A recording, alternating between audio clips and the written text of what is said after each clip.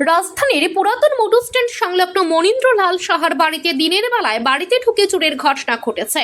জনবহুল এলাকায় এমন দুঃসাহসিক চুরিতে এলাকা জুড়ে চাঞ্চল্য সৃষ্টি হয়েছে। ঘটনার পুরো দৃশ্য ধরা পড়েছে বাড়ির সিসি ক্যামেরায়। সেই ফুটেজে দেখা যায় এক ব্যক্তি বাড়িতে প্রবেশ করে চুরির ঘটনাটি ঘটিয়ে দ্রুত সেখান থেকে পালিয়ে যায়। এই ঘটনাকে কেন্দ্র করে এলাকাবাসীর মধ্যে নিরাপত্তা নিয়ে উদ্বেগ বাড়ছে।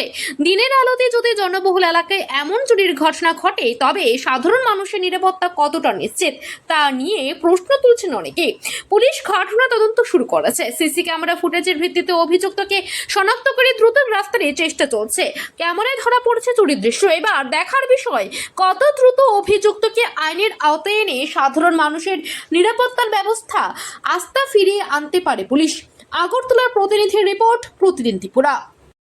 আমরা রোজ এই বাড়ি সবাই পুজো দেই বাড়ির মন্দির। আজকে সকালবেলা প্রায় 8টা সাড়ে 8টা নাগাদ সকালবেলা পুজো দিতে আয়া দেখি 7:30 8টার সময় আসছি আমি পুজো দিতে।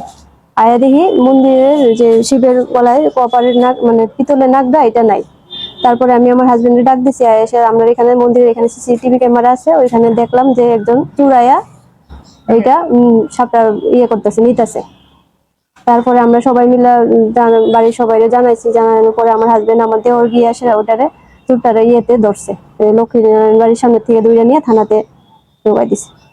7 সকালে এরকম ভাবে চুরি, তাও একদম মোটর স্ট্যান্ডের থেকে প্রপার জায়গা থেকে এরকম ভাবে চুরি। এই তো বেশিক্ষণ নাই, আমরা বাড়ি 100 মিটার এত থানার এই 100 কিলোমিটারের ভিতরে থেকে 100 মিটারের ভিতরের থেকে এরকম ভাবে, তাও সকালবেলা। রাত্র হলে একটা কথা যে সকালবেলা এরকম ভাবে চুরি, এটা তো